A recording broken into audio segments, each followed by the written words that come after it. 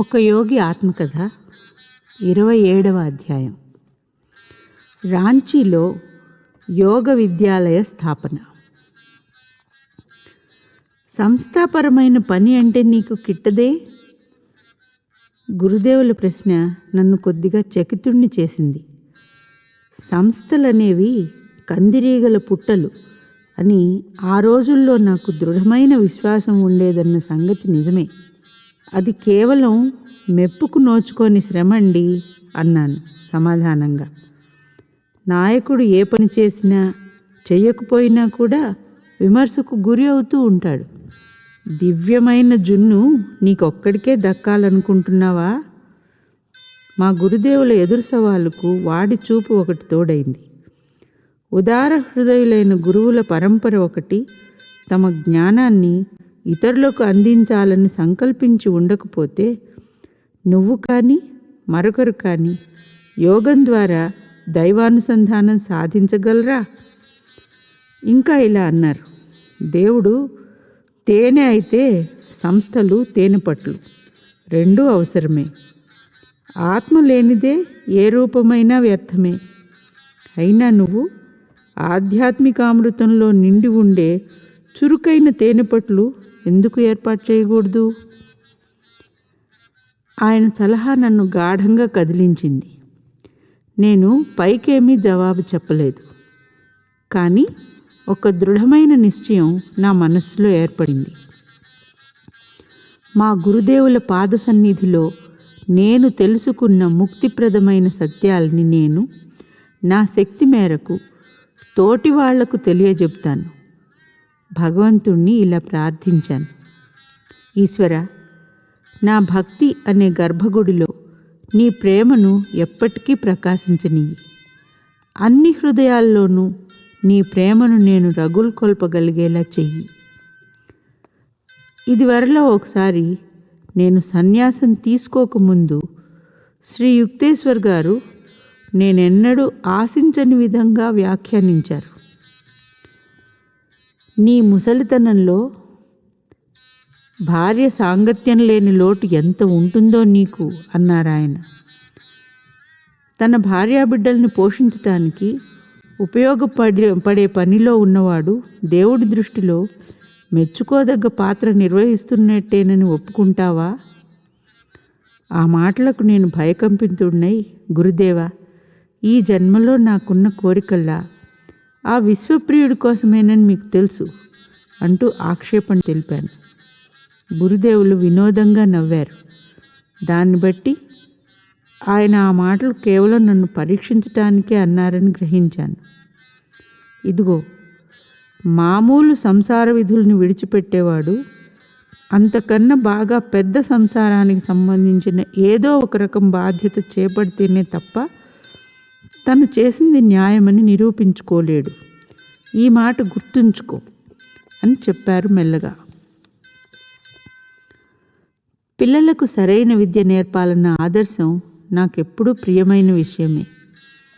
కేవలం శరీరాన్ని, బుద్ధిని అభివృద్ధి చేయడానికి ఉద్దేశించిన మామూలు విద్యాబోధనకు వస్తున్న శుష్క ఫలితాల్ని నేను స్పష్టంగా చూస్తూనే వచ్చాను.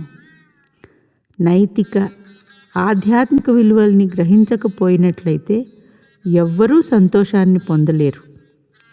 అయినప్పటికీ నియత విద్యా ప్రణాళికల్లో అవి లేవు. కుర్రవాళ్ళు సంపూర్ణ మానవత్వ వికాసానికి తోడ్పడే విద్యాలయం ఒకటి స్థాపించాలని నేను నిర్ణయించుకున్నాను. ఆ ఆశయ సాధనకు నేను చేసిన మొదటి పని బెంగాల్ గ్రామీణ ప్రాంతంలో దిహిక అనే చోట 7 పిల్లలతో విద్యాలయం ప్రారంభించటం. మరో ఏడాదికి 1818లో కాసిం బజార్ మహారాజ్ సర్ మణీంద్రచంద్ర నంది గారి చలవ వల్ల శీఘ్ర వృద్ధి చెందుతున్న మా విద్యార్థి బృందాన్ని రాంచీకి తరలించగలిగాను.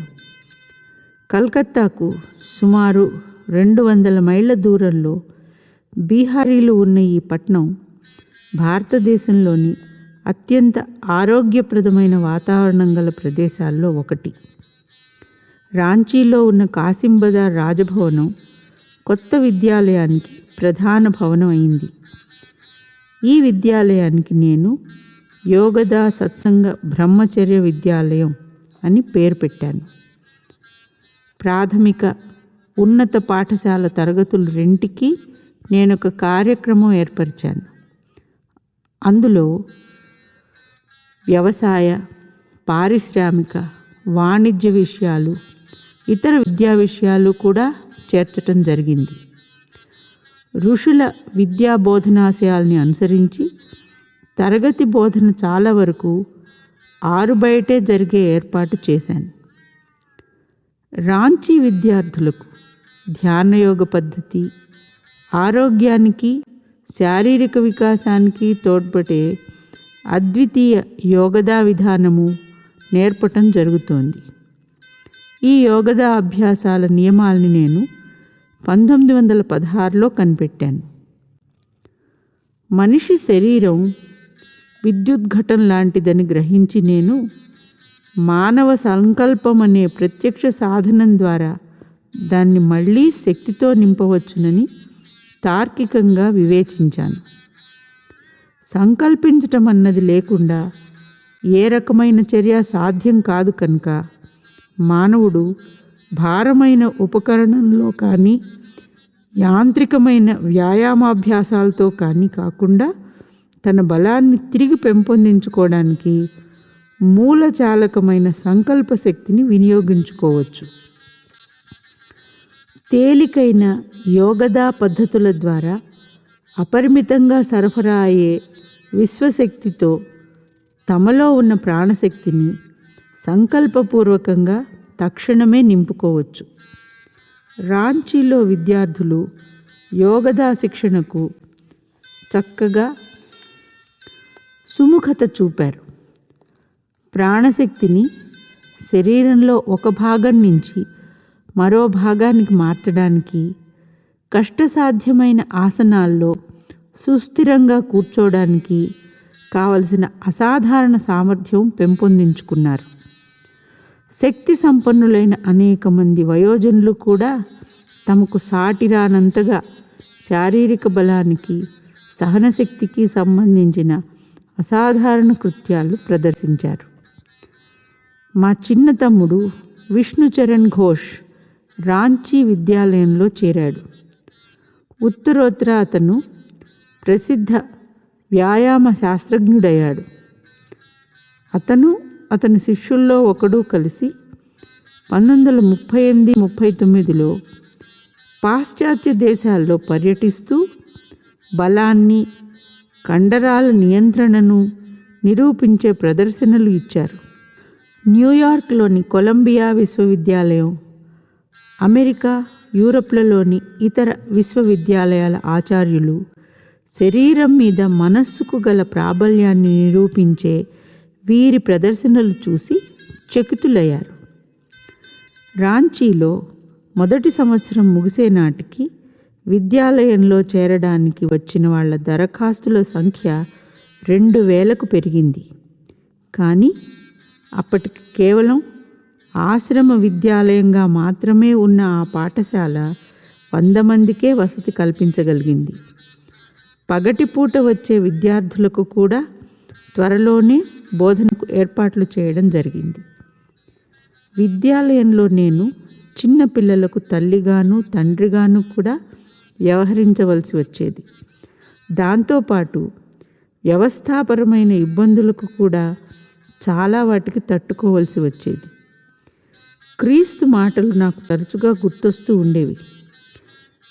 నా కోసము, సువార్త కోసము ఇంటిని కానీ, అన్నదమ్ముల్ని కానీ, అక్క చెల్లెళ్ళని కానీ, తండ్రిని కానీ, తల్లిని కానీ, భార్యను కానీ, పిల్లల్ని కానీ, భూముల్ని కానీ విడిచిపెట్టినవాడు ఈ లోకంలో హింసలకు గురి కావడంతో పాటు ఇప్పుడు 100 ఇండ్లను, అన్నదమ్ముల్ని, అక్క చెల్లెళ్ళని, తల్లుల్ని, పిల్లల్ని, భూముల్ని, పరలోకంలో నిత్య జీవితాన్ని పొందినవాడు లేడన్నది నిశ్చయం. ఈ మాటలు శ్రీ యుక్తేశ్వర్ గారు ఇలా వ్యాఖ్యానం చెప్పారు. సమిష్టిగా సమాజం పట్ల గురుతరమైన బాధ్యత వహించడం కోసం పెళ్ళి, కుటుంబ పోషణ వంటి మామూలు జీవితానుభవాల్ని వదులుకునే భక్తుడు అపార్థం చేసుకునే తత్వం గల ప్రపంచం పెట్టే హింసలకు తరచుగా గురి అయ్యే అవకాశం గల పని చేస్తుంటాడు. అటువంటి గురుతర బాధ్యతల స్వీకారం వల్ల భక్తుడు స్వార్థాన్ని జయించి దైవకృపకు పాత్రుడవుతాడు. ఒకనాడు మా నాన్నగారు వాత్సల్యంతో ఆశీర్వదించి వెళ్ళడానికి రాంచీకి వచ్చారు. బెంగాల్ నాగ్పూర్ రైల్వేలో ఆయన ఇప్పించదలిచిన ఉద్యోగాన్ని నేను తిరస్కరించి ఆయన్ని నొప్పించినందువల్ల చాలా కాలంగా ఆ ఆశీర్వాదం నాకు అందకుండా ఉంచారు. అబ్బాయి, నువ్వెంచుకున్న నీ జీవిత మార్గానికి నేనిప్పుడు సమాధానపడ్డాను. హాయిగా ఉత్సాహంగా ఉన్న కుర్రవాళ్ల మధ్య నిన్ను చూస్తుంటే నాకు సంతోషం కలుగుతోంది. నిర్జీవమైన రైల్వే టైం టేబుళ్ల లెక్కల్లో కన్నా ఇక్కడే ఉంది నీ అసలైన స్థానం. నా వెంట ఉన్న 12 మంది పిల్లల వైపు చెయ్యి ఊపారాయన. నాకున్న వాళ్ళు యనమండుగురే పిల్లలు. అయినా నీ పరిస్థితి నేను అర్థం చేసుకోగలను అన్నారాయన మిలమిల మెరిసే కళ్ళతో.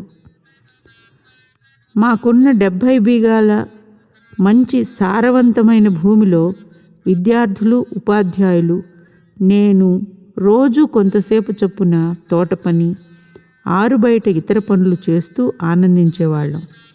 మాకు పెంపుడు జంతువులు చాలా ఉండేవి, ఒక లేడిపిల్లతో సహా. మా పిల్లలు దాన్ని ముద్దు చేశారు. నేను కూడా అదంటే ఎంతో మనసు పడేవాడిని. అది నా గదిలోనే పడుకోవడానికి అనుమతించాను. తూర్పు రేఖలారే వేళ ఆ చిట్టిపాప పొద్దుటి లాలింపు కోసం నా పక్క దగ్గరికి గుణగుణా నడుస్తూ వచ్చేది. ఒకనాడు ఏదో పని మీద రాంచీ ఊళ్ళోకి వెళ్ళవలసి వచ్చింది. మామూలు వేళ కంటే ముందే లేడిపిల్లకు పాలు పట్టాను. నేను మళ్ళీ తిరిగి వచ్చేదాకా దానికి ఏమీ పెట్టవద్దని కుర్రవాళ్ళకి చెప్పాను. కానీ ఓ కుర్రవాడు నా మాట పట్టించుకోకుండా దానికి బోలెడు పాలు పట్టేశాడు. సాయంత్రం నేను తిరిగి వచ్చేసరికి దుర్వార్త వినవచ్చింది. పాలు ఎక్కువ పట్టడం వల్ల లేడిపిల్ల ప్రాణం పోయే స్థితిలో ఉందని. కళ్ళలో నీళ్లు తిరుగుతూ ఉండగా మృతప్రాయమై ఉన్న ఆ లేడిపిల్లని ఒళ్ళో పెట్టుకుని దాని ప్రాణం కాపాడమని దీనంగా దేవుణ్ణి ప్రార్థించాను. కొన్ని గంటల తర్వాత ఆ చిట్టి లేడి కళ్ళు విప్పింది. లేచి నుంచుని నీరసంగా అడుగులు వేసింది. విద్యాలయమంతా ఆనందంతో పరవళ్ళు తొక్కింది.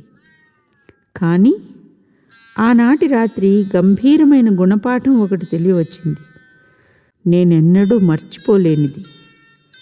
రాత్రి 2 గంటల వరకు లేడిపిల్ల దగ్గరే మెలకువగా కూర్చున్నాను. ఆ తర్వాత నిద్ర పట్టేసింది.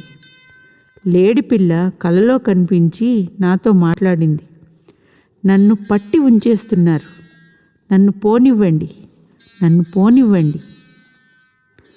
సరే అన్నాను కల్లో. వెంటనే మేల్కున్నాను. ఏమర్రోయ్ పిల్లలు, లేడి చచ్చిపోతోంది అని అరిచాను.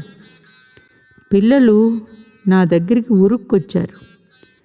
గదిలో నేను లేడిపిల్లను పడుకోబెట్టిన చోటుకి పరిగెత్తాను. అది లేవడానికి చిట్ట చివరి ప్రయత్నం ఒకటి చేసి నా వైపు తూలి ప్రాణం విడిచి నా కాళ్ళ దగ్గర కూలింది. జంతువుల భవితవ్యాల్ని నడిపించి క్రమబద్ధం చేసే సమస్త కర్మ ప్రకారం ఆ లేడి జీవితం అంతటితో ముగిసిపోయింది. ఉత్తమ జన్మకు పురోగమించటానికి అది సిద్ధంగా ఉంది. నా గాఢమైన అనుబంధం వల్ల అది స్వార్థంతో కూడిందని తర్వాత గ్రహించాను. ఎంతో శ్రద్ధగా చేసిన ప్రార్థనల వల్ల దాన్ని జంతురూప పరిమితుల్లో ఆపి ఉంచగలిగాను. కానీ దాని ఆత్మ విడుదల కోసం పెనుగులాడుతోంది. ఆ లేడి ఆత్మ ప్రేమతో కూడిన నా అనుమతి లేకుండా పోనూ లేదు కనుక కలలో నన్ను బతిమాలుకుంది. నేను ఒప్పుకోగానే వెళ్ళిపోయింది. నాకు విచారమంతా తొలగిపోయింది. తన బిడ్డలు సృష్టితో ప్రతిదాన్ని తనలోని ఒక భాగంగానే ఎంచి ప్రేమించాలని, చావు అన్నిటినీ అంతం చేస్తుందనే మాయలో పడి బాధపడకూడదని భగవంతుడు కోరతాడని నేను కొత్తగా గ్రహించాను. రిపీట్ చేస్తున్నాను. నాకు విచారమంతా తొలగిపోయింది. తన బిడ్డలు సృష్టిలో ప్రతిదాన్ని తనలోని ఒక భాగంగానే ఎంచి ప్రేమించాలని, చావు అన్నిటినీ అంతం చేస్తుందనే మాయలో పడి బాధపడకూడదని భగవంతుడు కోరతాడని నేను కొత్తగా గ్రహించాను. అజ్ఞాని అయిన మనుష్యుడు తన ప్రియమిత్రుల్ని శాశ్వతంగా మరుగుపరుస్తున్నట్టుగా బాహ్య దృష్టికి గోచరించే అలంఘ్యమైన మరణకుడ్యాన్ని మాత్రమే దర్శిస్తాడు. కానీ ఇతరుల్ని ఈశ్వరుడి అభివ్యక్తులుగా ప్రేమించే నిస్సంగుడు తన ప్రేమ పాత్రులు మరణించినప్పుడు వాళ్ళు క్షణకాలం తెప్పరిల్లడానికి వీలుగా ఈశ్వరానందం పొందడానికి మాత్రమే తిరిగి వెళ్ళారని అర్థం చేసుకుంటాడు. రాంచీ విద్యాలయం చిన్నగా నిరాడంబరంగా మొదలైందల్లా ఇప్పుడు బీహార్లోనూ బెంగాల్లోనూ సుప్రసిద్ధమైన సంస్థగా అభివృద్ధి చెందింది. విద్యాలయ శాఖలు అనేకం. ఋషుల విద్యా బోధనాదర్శాలని పరిరక్షించటంలో ఆనందం పొందేవాళ్లు అందించిన స్వచ్ఛంద విరాళాలతో పనిచేస్తున్నాయి. మిడ్నాపూర్లోనూ లక్ష్మణ్పూర్లోనూ శాఖా విద్యాలయాలు స్థాపించడం జరిగింది. అవి బాగా వర్ధిల్లుతున్నాయి. రాంచీ కేంద్ర కార్యస్థానం రాష్ట్రంలో ఉన్న పేదవాళ్ల సహాయం కోసం వైద్యాలయం ఒకటి నిర్వహిస్తోంది. ఆటల పోటీల్లో కూడా విద్యాలయం పేరు తెచ్చుకుంది. ఇక విద్యారంగంలో చాలామంది రాంచీ పట్టభద్రులు ఆ తర్వాతి విశ్వవిద్యాలయ జీవితంలో తమ ప్రతిభ నిరూపించుకున్నారు. గత 3 దశాబ్దాల్లోనూ తూర్పు దేశాల నుంచి పడమటి దేశాల నుంచి కూడా ప్రఖ్యాత స్త్రీ పురుషులు అనేక మంది వచ్చి ఈ విద్యాలయాన్ని సందర్శించటం దీనికొక గౌరవం. కాశీలో ఉండే 2 శరీరాల సాధువు స్వామి ప్రణవానంద గారు 1918లో రాంచీ వచ్చి కొన్ని రోజులు ఉన్నారు. చెట్ల కింద నడిచే తరగతుల కమనీయ దృశ్యాన్ని తిలకిస్తున్నప్పుడు సంధ్యవేళ చిన్న చిన్న కుర్రవాళ్ళు యోగధ్యానంలో నిశ్చలంగా కూర్చుని ఉండటం గమనించినప్పుడు ఆయన గాఢంగా చలించారు. కుర్రవాళ్లకు సరైన శిక్షణ ఇవ్వడానికి లాహిరి మహాశయులు ఉద్దేశించిన ఆదర్శాల్ని ఈ సంస్థలో అమలు జరపటం చూస్తుంటే నా హృదయంలో ఆనందం కలుగుతోంది. దీనికి మా గురుదేవుల ఆశీస్సులు ఉండుగాక అన్నారాయన. నా పక్కనే కూర్చున్న ఒక చిన్న కుర్రవాడు ఆ మహాయోగిని ఒక ప్రశ్న అడగడానికి సాహసించాడు. అయ్యా, నేను సన్యాసిని అవుతానా? నా జీవితం దేవుడికే అంకితం అవుతుందా అని అడిగాడు. స్వామి ప్రణవానంద గారు మృదువుగా చిరునవ్వు చిందించినా ఆయన కళ్ళు భవిష్యత్తులోకి గుచ్చుగుచ్చు చూస్తున్నాయి. బాబు, నువ్వు పెద్ద అయ్యేసరికి నీకోసం ఒక చక్కని కన్నెపిల్ల ఎదురు చూస్తూ ఉంటుంది. ఆ అబ్బాయి నిజంగానే సన్యాసం తీసుకోవాలని కొన్నేళ్ల పాటు పథకం వేసుకుని చివరికి పెళ్లి చేసేసుకున్నాడు. స్వామి ప్రణవానంద గారు రాంచీ సందర్శించిన కొంతకాలానికి కలకత్తాలో ఆయన తాత్కాలికంగా బస చేసిన ఇంటికి మా నాన్నగారితో కలిసి నేను కూడా వెళ్ళాను. తర్వాత మీ నాన్నగారితో పాటు చూస్తాను నిన్ను అంటూ ప్రణవానంద గారు చాలా ఏళ్ల కిందట చెప్పిన జోస్యం చటుక్కున నా మనస్సుకు స్ఫురించింది. నాన్నగారు స్వాముల వారి గదిలో అడుగుపెట్టగానే ఆ మహాయోగి తమ ఆసనం మించి లేచి ఆయన్ని ప్రేమపూర్వకమైన గౌరవంతో ఆలింగనం చేసుకున్నారు. భగవతి గారు, మీ గురించి మీరేం చేస్తున్నారు? మీ అబ్బాయి అనంతంలోకి వేగంగా దూసుకుపోతుండటం గమనించలేదా అంటూ ప్రణవానంద గారు నన్ను మా నాన్నగారి ఎదుట మెచ్చుకుంటూ ఉంటే నాకు సిగ్గు వేసింది. ఆయన ఇంకా ఇలా అన్నారు, బనత్ బనత్ బంజాయ్ అంటూ మన గురుదేవులు ఎంత తరచుగా అంటుండేవారో గుర్తు చేసుకోండి. కనుక క్రియాయోగ సాధన ఆపకుండా కొనసాగించి తొందరగా దివ్య సన్నిధికి చేరండి. నేను మొదటిసారి కాశీ వెళ్ళి దర్శించినప్పుడు ఎంతో ఆరోగ్యంగా బలంగా కనిపించిన ప్రణవానంద గారి శరీరంలో ఇప్పుడు వృద్ధాప్యం స్పష్టంగా కనబడుతోంది. అయితే ఆయన ఆసనం వేసుకుని కూర్చున్నప్పుడు మాత్రం వెనుబద్ద చక్కగా నిటారుగా నిలబడి ఉంటున్నది. నేను సూటిగా ఆయన కళ్ళలోకి చూస్తూ ఇలా అడిగాను, స్వామీజీ, వయస్సు పైబడుతున్నట్టు మీకు అనిపిస్తోందో లేదో చెప్పండి. శరీరం నీరసపడుతుంటే మీ ఈశ్వరానుభూతుల్లో ఏమైనా తగ్గుదల కనిపిస్తోందా? ఆయన చిద్విలాసంగా చిరునవ్వు చిందించారు. ఆ పరమ ప్రియతముడు వెనకటి కన్నా ఇప్పుడే నాకు బాగా చేరువయ్యాడు. ఆయన పరిపూర్ణ విశ్వాసం నా మనస్సును ఆత్మను ముంచెత్తివేసింది. ఆయన ఇంకా ఇలా అన్నారు, నేను ఇప్పటికీ 2 పెన్షన్లు అనుభవిస్తున్నాను. ఒకటి ఇక్కడున్న భగవతి గారి ద్వారా వచ్చింది, రెండోది పైనుంచి వచ్చింది. ఆకాశం వైపు వేలు చూపిస్తూ ఆ సాధువు కొద్దిసేపు ఆనంద సమాధిలో స్తంభీభూతులయ్యారు. ఆయన ముఖం దివ్య తేజస్సుతో ప్రకాశించింది. నా ప్రశ్నకు సమృద్ధిగా లభించిన సమాధానం అది. ప్రణవానంద గారి గదిలో చాలా మొక్కలు, విత్తనాల పొట్లాలు ఉండటం చూసి అవి ఎందుకోసమని అడిగాను. నేను కాశీ నుంచి శాశ్వతంగా వచ్చేశాను అన్నారు ఆయన. ఇప్పుడు హిమాలయాలకు ప్రయాణంలో ఉన్నాను. నా శిష్యుల కోసం అక్కడ ఒక ఆశ్రమం ఏర్పాటు చేస్తాను. ఈ విత్తనాలతో పాలకూర, మరికొన్ని కూరగాయలు పండుతాయి. నా ప్రియ శిష్యులు ఆనందమయమైన దైవయోగంలో కాలం గడుపుతూ సాదాగా జీవిస్తారు. ఇంకేమీ అక్కర్లేదు. మా నాన్నగారు తమ సహాధ్యాయిని మళ్ళీ కలకత్తా ఎప్పుడు వస్తారని అడిగారు. ఇక రాను అని జవాబిచ్చారు ఆ సాధువు. నాకు ప్రియమైన కాశీని శాశ్వతంగా విడిచిపెట్టి నేను హిమాలయాలకు వెళ్ళే సంవత్సరం ఇదే అని, అక్కడే నేను దేహత్యాగం చేస్తానని లాహిరి మహాశయులు చెప్పారు. ఆయన మాటలకు నా కళ్ళలో నీళ్లు నిండాయి. కానీ ఆ స్వాముల వారు ప్రశాంతంగా చిరునవ్వు నవ్వారు. జగన్మాత ఒడిలో సురక్షితంగా కూర్చున్న చిన్న దివ్య శిశువును తలపించారు ఆయన.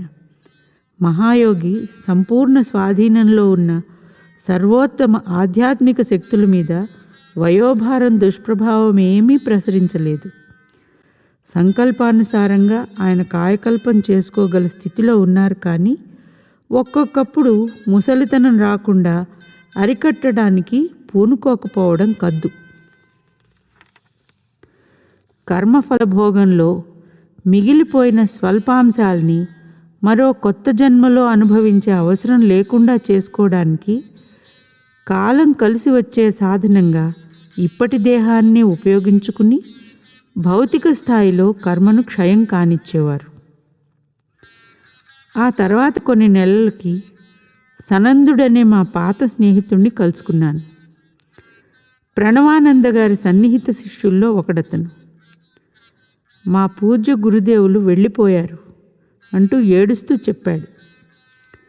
ఆయన ఋషికేశం దగ్గర ఒక ఆశ్రమం స్థాపించి మాకు ప్రీతిగా శిక్షణ ఇచ్చారు. మా పూజ్య గురుదేవులు వెళ్ళిపోయారు అంటూ ఏడుస్తూ చెప్పాడు. ఆయన ఋషికేశం దగ్గర ఒక ఆశ్రమం స్థాపించి మాకు ప్రీతిగా శిక్షణ ఇచ్చారు.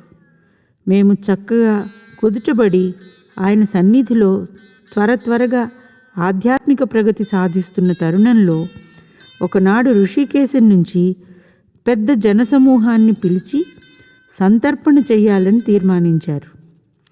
అంత ఎక్కువ మంది ఎందుకని నేను ఆయన్ని అడిగాను. ఇదే నా చివరి పండుగ వేడుక అన్నారు ఆయన. ఆయన మాటల్లో అంతరార్థాలు నేను పూర్తిగా అర్థం చేసుకోలేదు. భారీ ఎత్తున వంటలు చేయడానికి ప్రణవానంద గారు సాయపడ్డారు. 2000 మందికి సంతర్పణ చేశాం. సంతర్పణ ముగిసిన తర్వాత ఆయన ఎత్తుగా ఉన్న ఒక వేదిక మీద కూర్చుని అనంత పరబ్రహ్మను గురించి ఉత్తేజకరమైన ఉపన్యాసం ఇచ్చారు. అది ముగిసిన తర్వాత అన్ని వేల మంది సమక్షంలో ఆయన నా వైపు తిరిగారు. నేను వేదిక మీద ఆయన పక్కనే కూర్చున్నాను. అసాధారణ పటిమతో నాతో ఇలా అన్నారు, సనందన్, సిద్ధంగా ఉండు, ఈ చట్రాన్ని తన్నేస్తున్నాను. ఒక్క క్షణం స్తంభించిపోయి, గురుదేవా, ఆ పని చెయ్యకండి, దయచేసి ఆ పని చేయకండి అంటూ గట్టిగా అరిచాను. నా మాటలకి ఆశ్చర్యపోతూ జనం నిశ్శబ్దంగా ఉండిపోయారు. ప్రణవానంద గారు నా వైపు చిరునవ్వు నవ్వారు. కానీ ఆయన కళ్ళు అప్పటికే శాశ్వత పరబ్రహ్మను అవలోకిస్తున్నాయి. స్వార్థపరుడివి కాకు, నా కోసం దుఃఖించకు అన్నారాయన. నేను చాలా కాలంగా సంతోషంగా మీకు అందరికీ సేవ చేస్తూ వచ్చాను. ఇప్పుడు దీనికి ఆనందించు, నాకు శుభం కలగాలని కోరుకో. నా విశ్వప్రేమమయుడి దగ్గరికి పోతున్నాను అన్నారాయన అని ఇంకా నా చెవిలో గుసగుసలాడారు. త్వరలోనే మళ్ళీ పుడతాను. కొద్ది కాలం పాటు అనంత ఆనందాన్ని అనుభవించిన తర్వాత భూమికి తిరిగి వచ్చి బాబాజీని చేరతాను. నా ఆత్మ ఎప్పుడు ఎక్కడ కొత్త శరీరాన్ని ధరించిందో నీకు త్వరలోనే తెలుస్తుంది. ఆయన మళ్ళీ అరిచారు, సనందన్, ఇదిగో రెండో క్రియాయోగం ద్వారా చట్రాన్ని తన్నేస్తున్నాను. మా ముందు సముద్రంలా కనిపించే ముఖాల వైపు చిన్నగా చూసి ఆశీర్వదించారు. తర్వాత తమ దృష్టిని జ్ఞాననేత్రం వైపు లోపలికి సారించి నిశ్చలంగా అయ్యారు. ఆయన తన్మయ స్థితిలో ధ్యానం చేస్తున్నారని విస్మిత జనసమూహం అనుకుంటూ ఉండగా అప్పటికే ఆయన దేహపంజరాన్ని విడిచిపెట్టేశారు. తమ ఆత్మను విశాల విశ్వాంతరాళంలోకి దూకించేశారు. పద్మాసనంలో ఉన్న ఆయన శరీరాన్ని శిష్యులు తాకి చూశారు. కానీ అప్పటికే ఒళ్ళు చల్లబడింది. కొయ్యబారిన శరీరం మట్టుకే మిగిలింది. అద్దెకున్నవాడు అమరలోక తీరానికి పలాయనం చేశాడు. సనందుడు చెప్పేది పూర్తి అవుతుంటే నేను అనుకున్నాను, ఈ 2 శరీరాల సాధువు గారు జీవితంలోనే కాక మరణంలో కూడా నాటకీయత ప్రదర్శించారు. ప్రణవానంద గారు మళ్ళీ ఎక్కడ పుడతారని అడిగాను. ఆ సమాచారాన్ని పవిత్ర రహస్యంగా పరిగణిస్తున్నాను అని జవాబిచ్చాడు సనందుడు. నేనది ఎవరికీ చెప్పకూడదు. బహుశా నువ్వు దాన్ని మరో రకంగా తెలుసుకోవచ్చు. చాలా ఏళ్ల తర్వాత స్వామి కేశవానంద గారి దగ్గర ఆ విషయం తెలుసుకున్నాను. ప్రణవానంద గారు చనిపోయిన కొన్నేళ్లకి కొత్త దేహంతో జన్మించి హిమాలయాల్లో బద్రీనారాయణకు వెళ్ళారని, అక్కడ మహావతార్ బాబాజీ సన్నిధిలో ఉండే సాధు బృందంలో కలిశారని తెలిసింది. ఒక యోగి ఆత్మకథ 27వ అధ్యాయం, రాంచీలో యోగ విద్యాలయ స్థాపన సమాప్తం.